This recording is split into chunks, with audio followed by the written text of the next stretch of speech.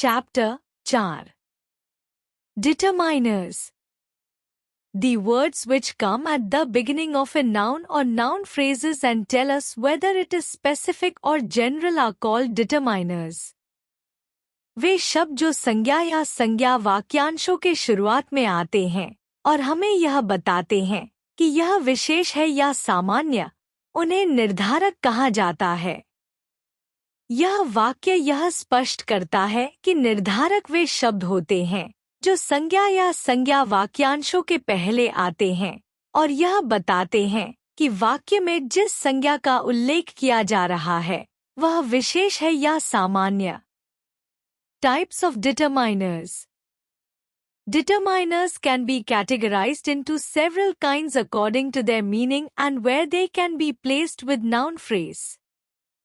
निर्धारकों को उनके अर्थ और यह कि वे संज्ञा वाक्यांश के साथ कहाँ रखा जा सकता है के आधार पर कई प्रकारों में वर्गीकृत किया जा सकता है। यह वाक्य यह बताता है कि निर्धारकों को उनके अर्थ और उनकी संज्ञा वाक्यांश में स्थिति के अनुसार विभिन्न प्रकारों में बांटा जा सकता है। इसका मतलब है कि डिटरमाइनर्स को विभिन्न श्रेणियों में विभाजित किया जा सकता है, जैसे कि उनके अर्थ, स्थान और उपयोग के आधार पर। Articles a and the. The articles combine to a noun to indicate the type of reference being made by the noun. They are either definite or indefinite. The definite article is the and the indefinite articles are a and. Articles संज्ञा के साथ जुड़ते हैं ताकि यह संकेत कर सके कि संज्ञा द्वारा किस प्रकार का संदर्भ दिया जा रहा है। ये या तो निश्चित होते हैं या अनिश्चित। निश्चित आर्टिकल द होता है और अनिश्चित आर्टिकल्स ए एन होते हैं।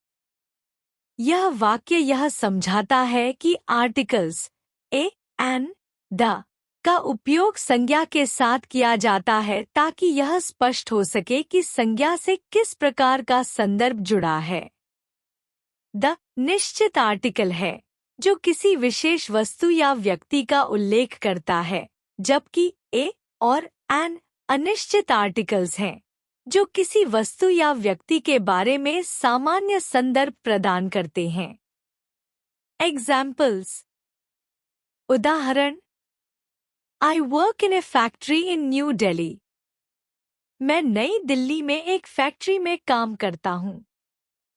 पहले वाक्य में ए का उपयोग एक अनिश्चित आर्टिकल के रूप में किया गया है जो सामान्य रूप से एक फैक्ट्री का उल्लेख करता है, न कि किसी विशेष फैक्ट्री का। It is an interesting story.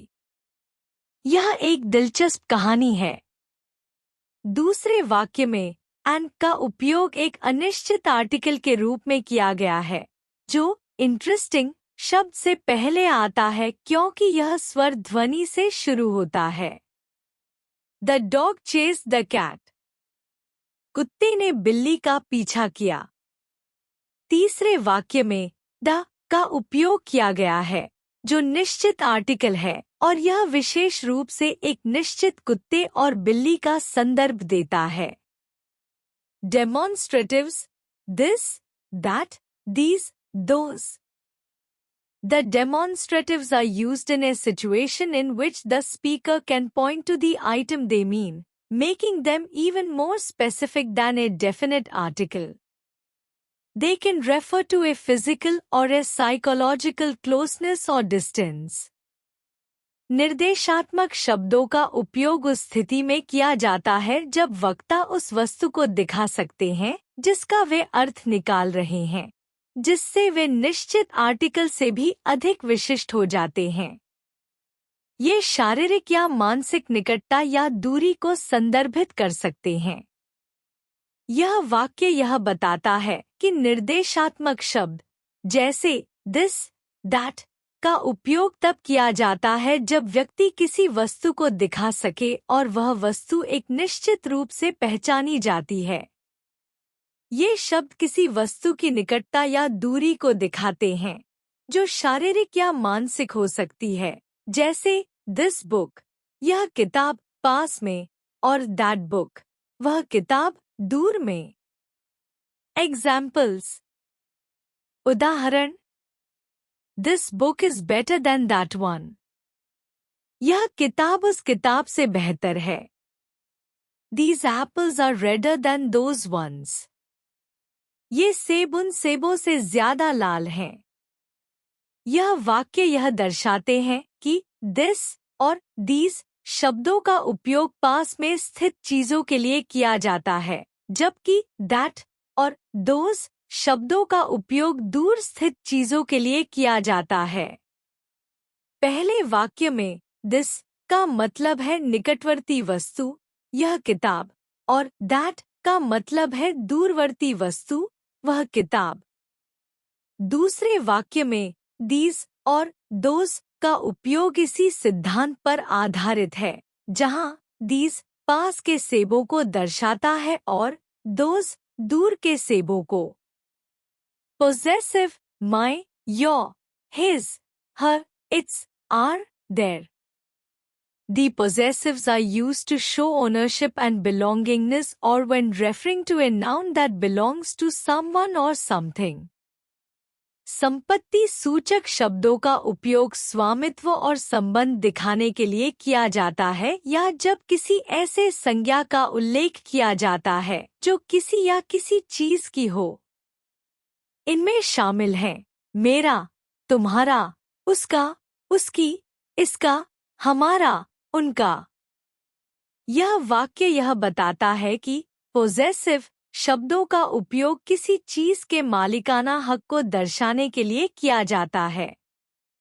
जैसे कि माय, मेरा, का उपयोग उस वस्तु के बारे में कहा जाता है जो किसी का निजी है। योर, तुम्हारा, उस व्यक्ति के लिए है जिसे आप संबोधित कर रहे हैं, और हिज, उसका, ह, उसकी, इट्स, इसका, आर, हमारा, और देयर, उनका, भी इसी प्रकार के स्वामित्व को दर्शाते हैं।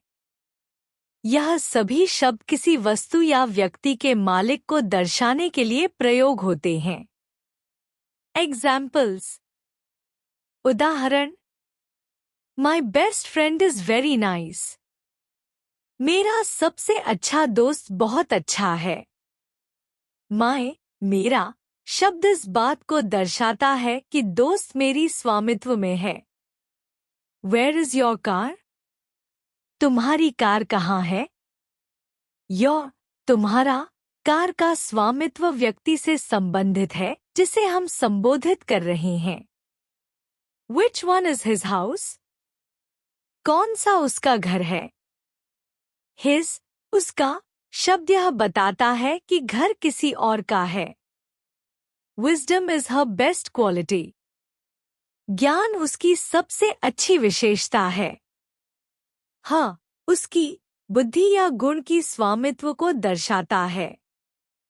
दी ट्री शेड इट्स लीव्स, पेड़ ने अपनी पत्तियां झाड़ी। इट्स, इसका, पत्तियों के संबंध में है, पेड़ के स्वामित्व को दर्शाता है। It is a secret recipe, यह हमारा गुप्त नुस्खा है।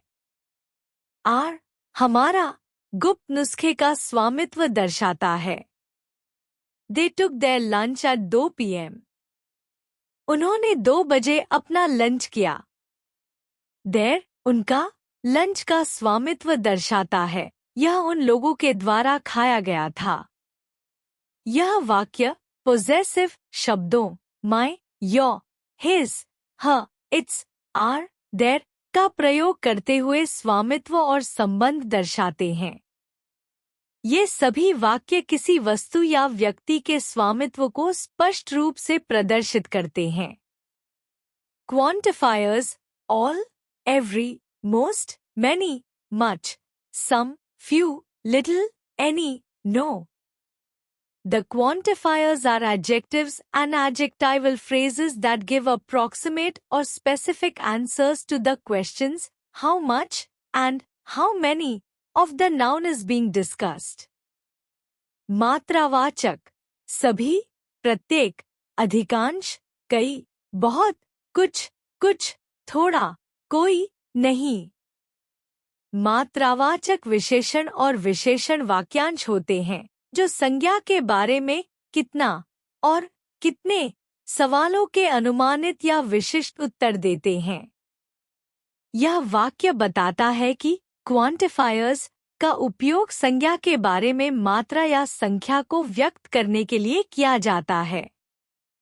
यह हाउ मच, कितना और हाउ मेनी, कितने के सवालों का उत्तर देता है। एग्जाम्पल्स, उदाहरण, I have got some coffee but I have not got any sugar. मेरे पास कुछ कॉफी है लेकिन मेरे पास कोई चीनी नहीं है। सम, कुछ का उपयोग उस चीज के लिए किया गया है जिसे किसी निश्चित मात्रा में संदर्भित किया गया है, कॉफी, जबकि एनी, कोई का उपयोग नकारात्मक स्थिति में किया गया है, चीनी। How much money are you carrying? आप कितने पैसे लेकर चल रहे हैं? मच, बहुत का उपयोग अमूर्त वस्तु, पैसे की मात्रा के बारे में सवाल पूछने के लिए किया गया है। There were no witnesses to the accident. दुर्घटना के कोई गवाह नहीं थे। No, कोई नहीं का उपयोग यह संकेत देने के लिए किया गया है कि दुर्घटना के बारे में कोई गवाह नहीं था। Little knowledge is a dangerous thing. थोड़ी जानकारी एक खतरनाक चीज है। Little, थोड़ा का उपयोग यह व्यक्त करने के लिए किया गया है कि थोड़ी जानकारी खतरनाक हो सकती है। यह आमतौर पर नकारात्मक अर्थ में उपयोग किया जाता है।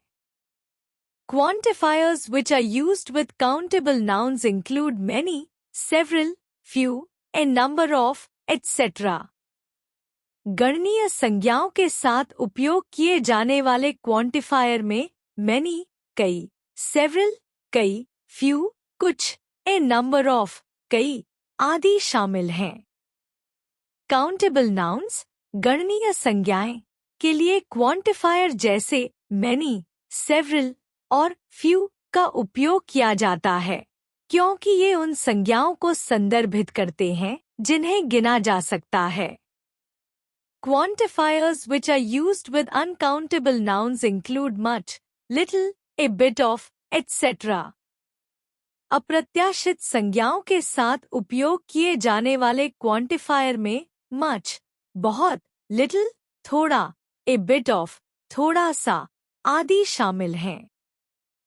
Uncountable nouns, अप्रत्याशित संज्ञाएं के लिए much, little और a bit of जैसे क्वांटिफायर का उपयोग किया जाता है, क्योंकि ये उन संज्ञाओं को संदर्भित करते हैं जिन्हें नहीं गिना जा सकता, जैसे water, पानी या sugar, चीनी।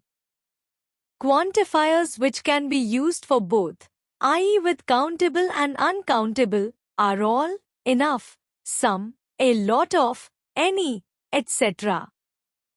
क्वांटिफायर जो दोनों यानी गणनीय और अप्रत्याशित के साथ उपयोग किए जा सकते हैं, उनमें all, सभी, enough, काफी, some, कुछ, a lot of, काफी, any, कोई, आदि शामिल हैं।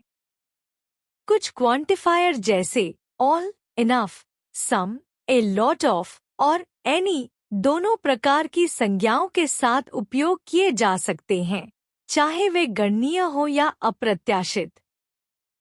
Numbers, ordinal, cardinal. The numbers are used before the nouns to indicate their count. They can either be ordinal or cardinal. Ordinal numbers are of the form first, second, third, etc. and cardinal numbers are of the form 1, 2, 3, etc. संख्याएं संज्ञाओं से पहले उपयोग की जाती है ताकि उनके गणना को दर्शा सकें। ये या तो श्रेणीबद्ध, ऑर्डिनल या सामान्य, कार्डिनल हो सकती हैं। श्रेणीबद्ध संख्याएं पहले, दूसरे, तीसरे आदि रूप में होती हैं और सामान्य संख्याएं 1, 2, 3 आदि रूप में होती हैं। यह वाक्य बताता है कि संख्याएं वाक्य में संज्ञाओं के साथ प्रयोग की जाती हैं ताकि उनकी गिनती को स्पष्ट किया जा सके। इन संख्याओं को दो श्रेणियों में बांटा गया है, श्रेणीबद्ध जो क्रम को दर्शाती हैं और सामान्य जो केवल संख्या को दर्शाती हैं। Examples. There is one thing I need to ask you. मुझसे पूछने के लिए एक बात है। इस वाक्य में 1 कार्डिनल संख्या है जो एक वस्तु की संख्या को दर्शाता है। The two boys grew up together in Manhattan. दोनों लड़के मैनहट्टन में एक साथ बड़े हुए। 2 एक कार्डिनल संख्या है जो दो लड़कों को व्यक्त करता है। 3 men were hiding in the building. 3 आदमी इमारत में छिपे हुए थे। 3 कार्डिनल संख्या है जो 3 व्यक्तियों की संख्या को दर्शाता है। She stood second in the class. वह कक्षा में दूसरे स्थान पर थी। सेकंड एक ऑर्डिनल संख्या है जो स्थान, क्रम को व्यक्त करता है। She lost in the third round of the tournament. वह टूर्नामेंट के तीसरे राउंड में हार गई। थर्ड ऑर्डिनल संख्या है जो क्रम को दर्शाता है। Distributive each, every, either, neither. The distributives are used before a noun in a sentence to show each one of the noun. Distributive शब्दों का प्रयोग वाक्य में संज्ञा से पहले यह दिखाने के लिए किया जाता है कि सभी में से हर एक को संबोधित किया जा रहा है। Examples. Each child received a book. प्रत्येक बच्चे को एक किताब मिली। यह वाक्य दर्शाता है कि प्रत्येक बच्चे को एक एक किताब दी गई है, यानी एक एक को अलग अलग। Every girl was given a number to wear. प्रत्येक लड़की को पहनने के लिए एक संख्या दी गई। यह वाक्य यह बताता है कि हर एक लड़की को एक संख्या दी गई थी। Either book should help you with the problem. इनमें से कोई भी किताब आपको समस्या हल करने में मदद करनी चाहिए। इस वाक्य में either का उपयोग यह दिखाने के लिए किया गया है कि दो में से कोई भी एक किताब मदद करेगी। Neither of the brothers knows the truth. दोनों भाइयों में से कोई भी सच नहीं जानता। Neither का प्रयोग यह बताता है कि दोनों में से कोई भी नहीं जानता, यानी दोनों के लिए नकारात्मक बयान। यह वाक्यांश यह स्पष्ट करते हैं कि each, every, either और neither का प्रयोग संज्ञा के पहले यह व्यक्त करने के लिए किया जाता है कि उनमें से प्रत्येक या कोई भी एक विशेष व्यक्ति, वस्तु या विचार संबद्ध है। Interrogatives which, what, whose. The interrogatives are used before a noun in a sentence to ask questions related to noun.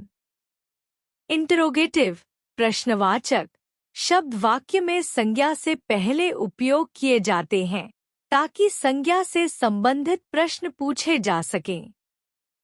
Interrogative शब्दों का प्रयोग किसी विशेष व्यक्ति, वस्तु या चीज के बारे में सवाल पूछने के लिए किया जाता है। ये शब्द वाक्य में किसी संज्ञा से पहले आते हैं और सवालों को स्पष्ट रूप से अभिव्यक्त करते हैं। Examples. Which color do you like the most? आपको सबसे ज्यादा कौन सा रंग पसंद है? यहाँ which का उपयोग एक विशेष रंग का चयन करने के लिए किया गया है। What do you want from him? तुम उससे क्या चाहते हो? What का उपयोग यह जानने के लिए किया गया है कि उस व्यक्ति से क्या चाहा जा रहा है। Whose toys are scattered on the floor? Hindi, फर्श पर किसके खिलौने बिखरे हैं? Whose का उपयोग यह जानने के लिए किया गया है कि खिलौने किसके हैं। निष्कर्ष, इस पाठ में डिटरमाइनर्स, निर्धारक और उनके विभिन्न प्रकारों के बारे में विस्तार से जानकारी दी गई है। डिटरमाइनर्स वे शब्द हैं जो संज्ञा या संज्ञा वाक्यांश के पहले आकर यह स्पष्ट करते हैं कि वह संज्ञा विशेष, स्पेसिफिक है या सामान्य, जनरल। पाठ में मुख्य रूप से निम्न प्रकार के डिटरमाइनर्स का वर्णन किया गया है। Articles a, an, the.